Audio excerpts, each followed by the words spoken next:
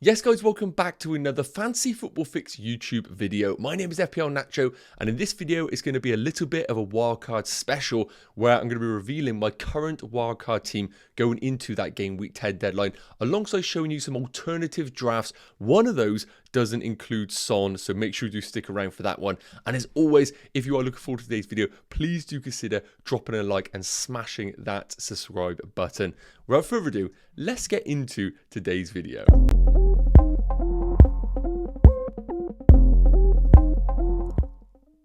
So first off, I wanted to kick things off with a no Erling Haaland wildcard draft. Now I know that probably does seem mental right now, especially going into game week 10. I think in game week 8 there was an argument about going without him. Game week 10 I'm not so convinced, but I have seen some FPL managers who want to go down this strategy. So I thought it would be a good opportunity for me to build a wildcard draft and just show you what you could afford if you were brave enough to do this. I personally am not brave enough. So looking at the team right now, I've built this based on trying to get in a lot more other premiums who are slight differential. So goalkeeper wise, I've stuck with Areola and Turner. You could easily upgrade this to a 4.5 million goalkeeper. You could even go all the way to potentially a 5.5 million goalkeeper if you had the funds available, which I'm not against at all. Definitely a strategy I think is viable, especially if you went for maybe an Alisson in goal, but then you are of course not having that third Liverpool spot on the outfield positions if somebody does emerge as an option. And you can see here, I have gone for triple Liverpool in those starting 11. Look at the back three that I've gone for: Cash, Shimikas and Trippier. The big difference about this team is that you get to enable Trippier into your draft. Bit of a spoiler alert, the other two, I simply cannot afford Kieran Trippier into those sides. But not having Erling Haaland, such a big investment, means that we can afford these other fantastic premiums. And one of those is going to be Kieran Trippier. Now the fixtures do start to turn for Newcastle, but I fancy them to keep a clean sheet against any team. And I know they have a few injuries, but this team here gives you the opportunity to bring in what would be argued is the best defender in FPL right now. And you can see on the bench, going for a no Erling Haaland draft gives you such good depth on your bench. So I also have Gabriel and Mark Guéhi, who are fantastic long-term options, but that is going to be a bit of a benching headache in the weeks going forward. Moving into the midfield, I've gone for a 3-4-3 strategy to really double up on those fantastic midfielders and of course those forwards. So we've got Mo Salah, Saka and Bowen. I think they're essentials, and I'm going to put Son into that bracket as well. I think a lot of managers right now who are building wildcard teams pretty much have those four, and it's all about whether you're going for a 3-4-3 strategy or you're able to squeeze in a 6.5 million midfielder or Cole Palmer. In this situation, I've been able to go for what I would argue the best four midfielders and also Cole Palmer as a bench rotator for when we need him later down the line. But the big benefit, well, some would say the benefit of going for a no Erling Haaland strategy is having Darwin Núñez in your team. Now, what I am going to say is this: he did start in the Europa League. His minutes are always ridiculously hard to predict, but I do think he is the best Liverpool differential in FPL. And if you are happy to ride out the occasional benchings, I think he's the only forward in the game, and that includes Watkins, who can actually outscore Erling Haaland on the underlying stats department. The big chances per 90 are always 2. He always has amazing XG per 90, and if he does get a run of form and game time over this period for Liverpool, I think he could be one of the best assets to own. But you are taking a big risk with Darwin Núñez with his minutes, and personally, I just don't really want to go down that route. So it's why I've opted against an Erling Haaland draft without him. But it is worth noting the benefits of Trippier, a real strong midfield, and Darwin Núñez isn't something you should completely disregard. I think there is an argument to go for it, but it's only if we're brave enough to swing against Erling Haaland, and I don't think the risk is worth taking. But let me know your thoughts in the comments. We're going to move on to now what I would say is a draft that I've been considering for a lot this week, and that is a team without Son. So as you can see here, we have a draft without Son, and it is very different to what I showed you previously. We're playing a 3-5-2 formation, and the bench is a little bit stretched. We don't have much money on the bench. So let me quickly go through this right now.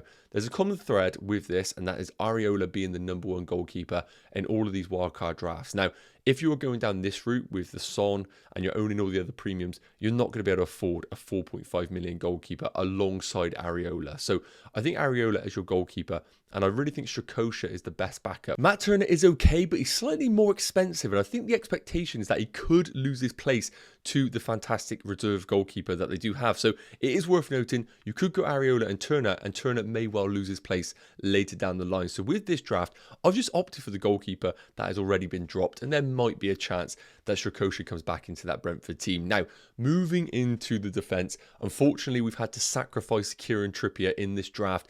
It's just mainly because we don't have the funds available, because we want to own all of the other fantastic premiums in the game. So, unfortunately, no Kieran Trippier, but I think this defence rotates well and it's okay. So, Tsimikas, Cash and Gabriel, I think those three are locked into your wildcard drafts regardless. The only way I wouldn't consider Cash is if you haven't had him previously.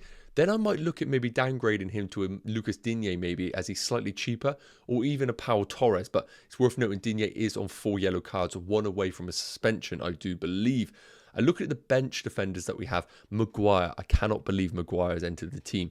But 4.2 million, the injuries that Man United have, I kind of expect Maguire to play in the Premier League, and he rotates quite well with some of the good fixtures that Man United have. For example, in game week 11, when Gabriel is away against Newcastle, Man United are away against Fulham, so you could bring Maguire into the team there. And last up, I have a 3.9 million option in Taylor. He is just easy bench fodder for this wildcard draft. Now, moving into the midfield, this is where it starts to get a little bit tasty. So, as I mentioned, Salah, Saka, Bowen locked into this wildcard team, but this is where I've rotated Son. Now, it's worth noting, I have been all for Maddison, but over the last few days, I have decided that Son is the much better option. I never thought that Maddison was better, but it was what can you afford alongside Maddison. And in this situation here, you can see with this draft, you can get Maddison plus Matoma. Whereas if you would go for Son, you're probably going to have to go for Son plus Cole Palmer. And then it's not necessarily a case of, is Son better than Maddison? Is Matoma better than Cole Palmer? And I do think Matoma is better than Cole Palmer, it is worth noting. Yes, Matoma played 90 minutes in their Europa League fixture, but I do think the fixtures are so good for Brighton, and Matoma is quite rotation proof, I think. So I think Matoma over that period is the best Brighton asset to own. And Maddison, I think, is going to play the majority of the minutes over the long term. And he's actually got a ridiculously good away record, both for Spurs and previously at Leicester, where he was returning every away game. So hopefully that trend will continue if you do decide to go down this draft. The only downside is, and this is the problem, if Son does prove to be just an absolute essential player, you're basically going to have to then downgrade Matoma to then go up from Maddison to Son, or you just accept that whatever Son does over this period, you are just going to ignore him, because I think if you go down this route, you are accepting you're not going to have Son regardless. Otherwise, you're going to have to start making downgrades to the team, and I just don't think it is worthwhile. You might as well just done that as part of your wildcard team. And last up the forwards, Watkins and Haaland. Yes, I know it's going to be very boring here, but I think if you do go for Haaland, the only other striker that you can have alongside him is going to be Ollie Watkins. That Luton at home fixture is the money game. It's the one that he could potentially go off with a hat-trick, and you're going to be sat there without him and decimated with your overall rank. Now, could we see him benched or rotated? Potentially. Not a risk that you should be taking, though. I think you simply put him in and you accept what will be if he does decide to potentially rotate him in and out of the team. But I think his minutes are absolutely fine. So this is a draft that I previously had. I do like it, but now let me show you the draft that I'm currently going with going into this Friday deadline. So here is my current FPL draft. Now, it is very, very similar to the one that I previously showed you. We have Areola and Strakosha as the goalkeepers. More than happy to have Areola long term. The exact same defense, apart from I had the money available to change Maguire to Mark Guy. Now, I do prefer Guy long term. I think he does have better fixtures, and I also think his game time is more secure. Am I expecting attacking returns from either Maguire or Guy? No. So I think going for Guy is just a bit of a safer pick longer term if I have the money available, which I do. So that's great. So I'm happy with the defense. And as I said, Cash, Tsimikas, Gabriel are the ones that I wanted to own. Then we can look to rotate Gabriel out in game week 11 if we want to start my Guy in that fixture. Moving into the midfield, this is where the big changes happened. I have decided to go for the option that I mentioned of Son plus Cole Palmer. Now, do I think Cole Palmer will outscore Matoma over the next 5 game weeks? Absolutely not. I'm actually not as bullish as others on Cole Palmer. I think he will play over the short term for Chelsea, but so many attacking talents, I do think there will be rotation later down the line, especially when Chelsea do start to play Broha or Jackson down the middle. It's just another attacking spot that has been lost in that Chelsea 11.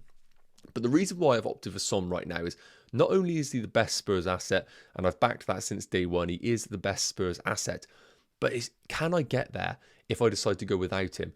I think if I go for Maddison and Matoma, as I previously mentioned, I'm kind of accepting that I'm not having Son. And it's all about the what if. I've looked at the attacking returns for Son, and he is one of the few players in FPL that has numerous double-digit returns. Now, do I see Maddison getting that over the next 5 or 6 game weeks? I don't see it. Whereas Son is one of those rare players in FPL who could have multiple double-digit hauls. And I just think it is too good of an opportunity to not go without him, especially if you're wildcarding and you basically have an opportunity to start from scratch. If I go without Son, he goes off against Crystal Palace, he maybe does well in game week 11, his price will be 10 million, and I have to accept that I will not be owning him. I like Son because I can get to Maddison really easily if we understand that Maddison is actually the best one. So I prefer paying a bit more for the Spurs asset, knowing I can downgrade to Maddison rather than have to find the money to upgrade from Maddison to Son. So I've changed my mind. Son is in the team. I'm not as bullish on Cole Palmer, it is worth noting, but he is a good enabler. Someone we could consider is Brighton's Adingra, but I haven't seen enough for him to justify whether he is going to be a guaranteed minutes or not. So it comes down to, would I rather have investment in the Chelsea team, who's actually a penalty taker, and I'm always going to back the penalty taker in Cole Palmer. And looking at the forwards, as I mentioned, there is no deliberation here. Watkins and Haaland in the team. Mabama on the bench. I could upgrade that to Archer if I want to, but I need to get a bit of an understanding whether the money in the bank might be more beneficial than owning a Sheffield United forward. Because look, is Archer going to do anything? Probably not. I'd rather maybe Mark Guy be my first sub week in, week out. So here is how the team is looking. Captaincy is going to be on Salah. I am pretty happy with that. I haven't thought about anybody else going into game week 10. So that is the team, guys. Let me know your thoughts in the comments. As always, if I do make any changes, follow my Twitter account, FPL Nacho. I will update you if I do make any changes. But please do let me know in the comments, what is your current Game Week 10 wildcard draft looking like? Always like to see those ones that are slightly different to the template that is happening in the community. As always, if you can drop a like and smash that subscribe button, that'd be massively appreciated. And we will see you guys in the next video. Take care. Cheers.